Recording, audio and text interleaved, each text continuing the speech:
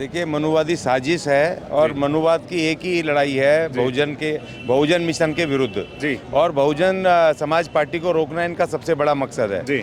3 state इन्होंने खुद ले लिए बीजेपी ने, और एक स्टेट जहां पर आरएस परवीन साहब मुख्यमंत्री बनने की तरफ थे, जहां पर बहुजन समाज पार्टी का सबसे बड़ा वहां पर कैंपेन और बड़ी लड़ाई वहां पर थी, तो उनको आरएस परवीन साहब को पिक्चर से आउट करने के लिए इन मनुवादियों ने अपने बड़ी बहन कांग्रेस को वहाँ पर एक स्टेट दे दिया और 3 स्टेट खुद ले लिए। ये पूरी तरह से मशीन, प्रशासन, धन, बल और पूरे ये तिकड़म से साजिश के साथ हुआ है जी। और जब उसके बावजूद भी बहुजन समाज पार्टी ने इन चारों राज्यों में जम के लड़ाई की है और बहुत सारी सीटों पर इनको मजबूर होकर उनको सेकंड नंबर पे रखना पड़ा और राजस्थान में 2 सीटें भी ली हैं, नई 2 सीटें ली हैं और बड़ा वोट आया है। दूसरे नंबर पे बहुत सारी जगहों पर बहुजन समाज पार्टी रही है, बड़ी अच्छी फाइट दी है। और देखिए, सबसे बड़ा मैं इससे उत्साहित हूँ इस बात से कि इस बार जो बहुजन समाज पार्टी ने लड़ाई लड़ी है, उनके कार्यकर्ताओं ने, नेताओं ने, सपोर्टरों ने, वोटरों ने, इससे पहले ये बहुत पहले 10 साल 15 साल पहले देखा जाता था,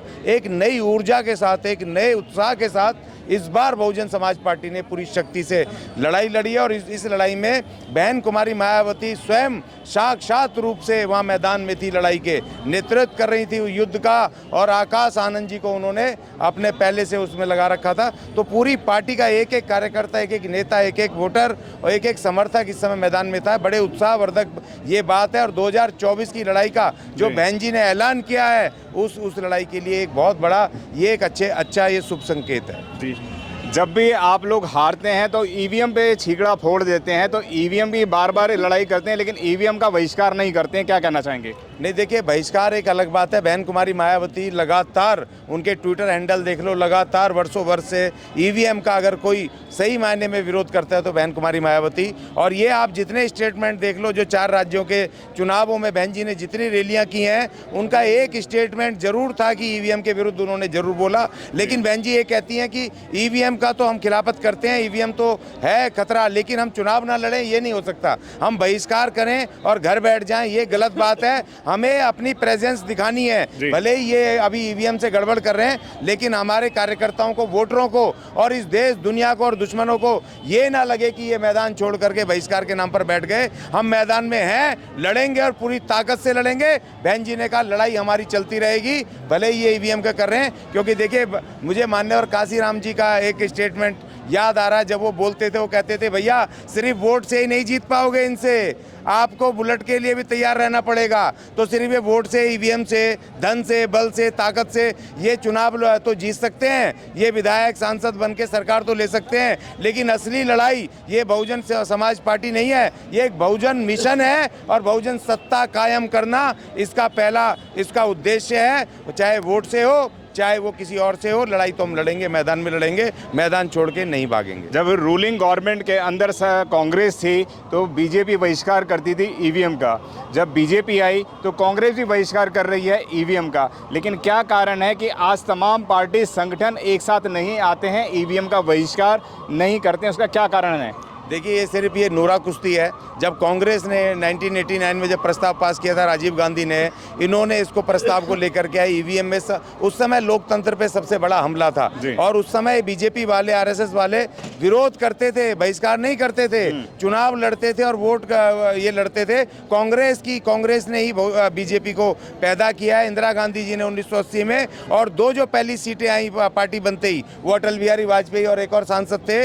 इनको पैदा करने वाले, क्योंकि उस समय मान्यवर काशीराम जी का बहुजन मूवमेंट चरम पे था। उस समय पार्टी नहीं बनी थी, लेकिन बाम सेब के ना उससे पूरे देश में बहुजन मूवमेंट ने एक हाहाकार मचा दिया था और इनको पता था मनुवादियों को, आज नहीं तो कल ये बहुजन मूवमेंट पार्टी में तब्दील होगा। तो इसीलिए इन्होंने 1980 में ही तुरंत भारतीय जनता पार्टी बना दी, अपनी ये छोटी बहन। और इसीलिए ये अब कांग्रेस विरोध कर रही है, बीजेपी सत्ता में आ रही है। दोनों मिलकर के कभी थोड़े 1-2 सीट उनको दे दी, 1-2 स्टेट ये कर दिया। ये मिलकर के नूरा कुश्ती कर रहे हैं, गुमराह कर रहे हैं और ये दोनों एक हैं। देखिए, 2014 में जब मोदी ने अपना प्रचार अभियान शुरू किया था तो कहा था कांग्रेस मुक्त भारत।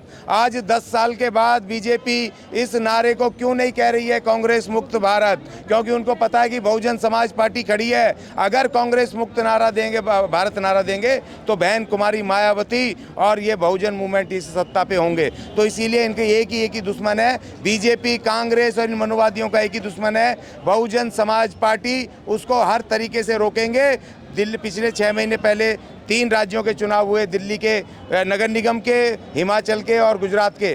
3 मनुवादियों ने एक राज्य ले लिया। छोटे भाई को, लाला को दिल्ली दे दिया, एक ने हिमाचल ले लिया, एक ने गुजरात ले लिया। इनका और मीडिया को देखो, जितने भी एग्जिट पोल हों या उससे पहले प्रचार दिखाने की बात हो, सिर्फ बीजेपी और कांग्रेस दिखा रहे थे। बहुजन समाज पार्टी का ना तो कोई रैली, इतनी बड़ी बड़ी रैलियां बहन जी ने की हैं, इतनी चारों राज्यों में इतिहास बनाया, इतनी बड़ी बड़ी रैलियां, लेकिन एक बार भी बहन जी का या बहुजन समाज पार्टी को नहीं दिखाया। और ये एग्जिट पोल में भी इन्होंने सिर्फ 2 ही लगा रखे थे, बीजेपी कांग्रेस, जबकि बहुजन समाज पार्टी इस देश की तीसरी सबसे बड़ी राष्ट्रीय पार्टी है। उसको क्यों नहीं दिखाओगे भाई? क्यों नहीं उसको बताओगे मीडिया में? क्यों नहीं दिखाओगे? उनको आदर्श में डाल रखा है। तो इनकी साजिश है पूरी। मीडिया इनके पास, धन इनके पास, प्रशासन इनके पास, मशीनें इनके पास, और ये तमाम उससे ये जीत रहे हैं और बहुजन समाज पार्टी को रोक रहे हैं। हम कह रहे हैं कब तक रोकोगे भाई, कब तक रोकोगे? एक दिन बहुजन पूरी शक्ति से खड़े होंगे। और तो पूरी दुनिया का तारीख गवाह है कि जहाँ पर लोकतंत्र नहीं था, वहाँ पर भी बड़ी बड़ी सल्तनतों को उखाड़ के फेंका उन लोगों ने, मेहनत कशों ने।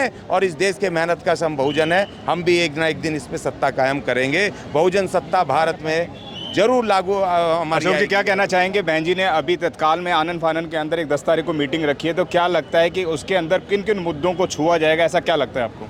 देखिए समीक्षाएं होती हैं। जो समीक्षा होगी, जो 4 राज्यों में जो चुनावों में जो कमी बेसी रही है, वो इंटरनल समीक्षाएं होती हैं। अपने कार्यकर्ताओं को उन पे चर्चा होती है, बात होती है। और आने वाले 2024 की लड़ाई के लिए, तैयारी के लिए उसमें कुछ दिशा निर्देश होंगे, कुछ आगे की बातें होंगी। ये इंटरनल पार्टी फोरम का वो है। हमारे लोगों का, हमारा तो काम वो है कि जो ऊपर से जब फैसले आएंगे बहन जी के, उन फैसलों को लागू करना, उस पर काम करना, उस पर प्रचार करना, हमारा इतना काम है। 10 तारीख को कार्यकारिणी की बैठक है, बहन जी ने मुख्य नेताओं को बुलाया है, वहां पर वो चर्चा करके आगे की युद्ध की लड़ाई को, जो कि उन्होंने आप इसी तरीके से काम करते रहेंगे या तमाम देश के, दुनिया के लोग आपको देख रहे हैं, क्या कहना चाहेंगे? क्या मनोबल टूटा है लोगों का? मनोबल तो थोड़ा कम हुआ है, लेकिन क्या लगता है कि फिर दोबारा इसी तरीके से लड़ते रहेंगे या अपना कहीं नई पार्टी संगठन फिर दोबारा बना लेंगे? क्या कहेंगे? नहीं, पार्टी नहीं तो जरूरत ही नहीं है। तो हमारा मिशन है ना, ये पार्टी नहीं है। बार बार कहता हूँ, हम बहुजन मिशन के हम लोग हैं और बहुजन सत्ता कायम करने की लड़ाई लड़ रहे हैं। हम किस पार्टी में जाएंगे? क्यों जाएंगे किसी पार्टी में? और दूसरी बात ये